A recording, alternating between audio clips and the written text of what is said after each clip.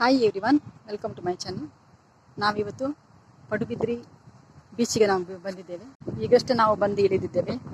ನಾವು ಬಂಟ್ವಾಳದಿಂದ ಇಲ್ಲಿಗೆ ನಾವು ಬೀಚಿಗೆ ನಾವು ಬಂದಿದ್ದೇವೆ. ಸುಮಾರು ಒಂದು 32 ಮಂದಿ ನಾವು ಒಟ್ಟಿಗೆ ಸೇರಿಕೊಂಡು ನಾವು ಇಲ್ಲಿ ಬಂದಿದ್ದೇವೆ. ಇನ್ನು ಸ್ವಲ್ಪವೇ ಸಮಯದಲ್ಲಿ ನಾನು ನಿಮಗೆ ಬೀಚನ್ನು ತೋರಿಸಲಿಕ್ಕೆ ಇದ್ದೇನೆ. ಅಷ್ಟರಲ್ಲಿ ನಮ್ಮವರು ಇನ್ನೂ ಸಹ ಬರಲಿಕ್ಕಿದ್ದಾರೆ. ಅವರನ್ನು ನಾನು ವೆಯ್ಟ್ ಮಾಡ್ತಾ ಇದ್ದೇನೆ.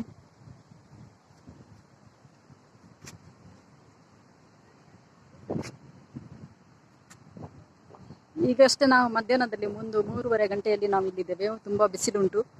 ಬಿಸಿಲಿಗೂ ಈ ಬೀಚಲ್ಲಿ ನಾವು ನಡೆಯುವಾಗ ತುಂಬ ತಂಪಾದ ವಾತಾವರಣ ಈ ಸರೌಂಡಿಂಗಲ್ಲಿ ನಮಗೆ ಅನುಭವಿಸ್ಲಿಕ್ಕೆ ನನಗೆ ಸಿಗ್ತಾ ಉಂಟು. ತುಂಬ ಮಂದಿ ಬರ್ತಾ ಇರ್ತಾರೆ. ಪಡುಬಿದ್ರಿಯಲ್ಲಿ ಇರುವಂತಹ ಇದೇ ಒಂದು ಫೇಮಸ್ ಆದ ಒಂದು ಬೀಚ್. ಈ ಬೀಚಿಗೆ ಬಂದವರು ತುಂಬ ಉಲ್ಲಾಸದಾಯಕರಾಗಿರ್ತಾರೆ, ತುಂಬ ಹರ್ಷಭರಿತರಾಗಿರ್ತಾರೆ. ಈಗಷ್ಟೇ ನಮ್ಮವರು ಬಂದು ಮುಟ್ಟಿದ್ದಾರೆ. ನಾವೀಗ ಬೀಚಿನ ಕಡೆ ಹೋಗ್ತಾ ಇದ್ದೇವೆ. ಬ್ಲೂ ಬೀಚ್ ಅಂತ.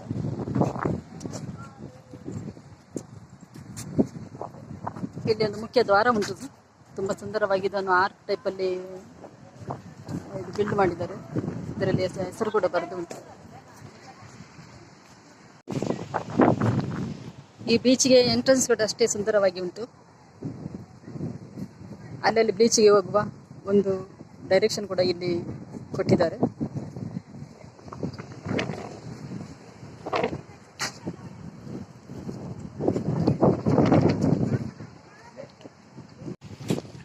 ಈಗ ನಾವು ಬೀಚಿನ ಕಡೆಗೆ ಹೋಗ್ತಾ ಇದ್ದೇವೆ. ನಮ್ಮವರು ಹೋಗ್ತಾ ಇದ್ದಾರೆ ಮುಂದುಗಡೆ. ಇಲ್ಲಿ ಎಲ್ಲ ತುಂಬ ಗಾಳಿ ಮರವನ್ನು ನೆಟ್ಟಿದ್ದಾರೆ. ಗಾಳಿ ಕೂಡ ಅಷ್ಟೇ ಸುಂದರವಾಗಿ ಹರಡ್ತಾ ಉಂಟು. ತಂಪಾದ ಗಾಳಿ ಕೂಡ ಈ ವಾತಾವರಣದಲ್ಲಿ ಸಿಗ್ತಾ ಉಂಟು.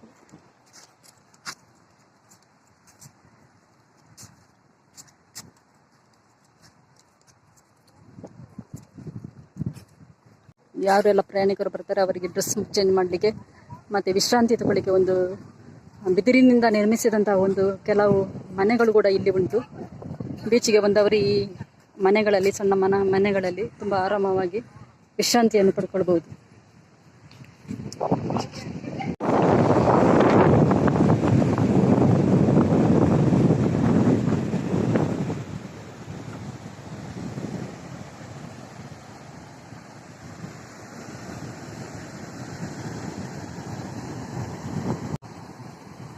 ಫ್ರೆಂಡ್ಸ್, ನಾನೀಗ ಈ ಬೀಚಿನ ಹತ್ತಿರ ಬಂದಿದ್ದೇನೆ. ಮಧ್ಯಾಹ್ನದ ಹೊತ್ತು ಆದ್ದರಿಂದ ಇಲ್ಲಿ ಯಾರು ಸಹ ಜನರು ಇಲ್ಲ. ಯಾಕಂತ ಹೇಳಿದರೆ ಸುಡು ಬಿಸಿಲು ಇರುವುದರಿಂದ ಬಹುಶಃ ಸಾಯಂಕಾಲ 5 ಗಂಟೆಯ ನಂತರ ಈ ಬೀಚಿಗೆ ಸಾವಿರಾರು ಮಂದಿ ಬಂದು ಈ ಬೀಚಲ್ಲಿ ಎಂಜಾಯ್ ಮಾಡ್ತಾರೆ. ಆದರೆ ನಾವು ಮಧ್ಯಾಹ್ನದ ಹೊತ್ತು ಬಂದಿದ್ದರಿಂದ ಆ ಸಮಯ ನಮಗೆ ಮಿಸ್ ಆಯಿತು. ಯಾಕಂದರೆ ನಾವು ಒಂದು ಯಾತ್ರಿಕವಾಗಿ ನಾವು ಬಂದಿದ್ದೇವೆ. ಯಾತ್ರಿಕ ಸ್ಥಳಕ್ಕೆ ಭೇಟಿ ಮಾಡಿ ನಂತರ ನಾವು ಇಲ್ಲಿಗೆ ಬಂದಿದ್ದೇವೆ. ನಾವು ಬಂದು ಸೇರಿದ ಹೊತ್ತು ಇದು 4 ಗಂಟೆ. 4 ಗಂಟೆ ಕೂಡ ಈ ಬೀಚಲ್ಲಿ ಯಾರು ಸಹ ಅಷ್ಟು ಮಂದಿ ಬರಲಿಲ್ಲ. ಪಡುಬಿದ್ರಿಯಲ್ಲಿರುವ ಈ ಬೀಚ್ ತುಂಬ ಫೇಮಸ್ ಆಗಿ ಉಂಟು. ಇದಕ್ಕೆ ಬ್ಲೂ ಫ್ಲಾಗ್ ಬೀಚ್ ಅಂತ ಹೇಳ್ತಾರೆ.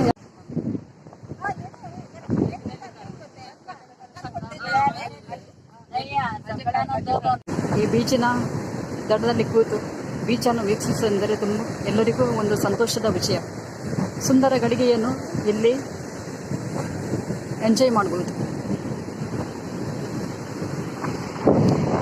ನಮ್ಮ ಲೈಫಲ್ಲಿ ಏನು ನಮಗೆ ಕಾಣಲಿಕ್ಕೆ ನೋಡಲಿಕ್ಕೆ ಭಾಗ್ಯ ಸಿಗ್ತದಾ, ಯಾವುದೋ ಆಪರ್ಚುನಿಟಿ ನಮಗೆ ಸಿಗ್ತದಾ ಅಂಥ ಸ್ಥಳವನ್ನು ನಾವು ವೀಕ್ಷಿಸಲೇಬೇಕಾಗ್ತದೆ. ಯಾಕಂತ ಹೇಳಿದರೆ ಆ ಸುಂದರವಾದ ಸ್ಥಳವನ್ನು ಅಥವಾ ಜಾಗವನ್ನು ನೋಡೋದು ನಮಗೆ ಯಾವಾಗಲೂ ನಾವು ನೋಡೋದಿಲ್ಲ. ಆದರೂ ಕೂಡ ಕೆಲವು ಸಮಯದಲ್ಲಿ ನಾವು ನೋಡ್ತಾ ಇರ್ತೇವೆ.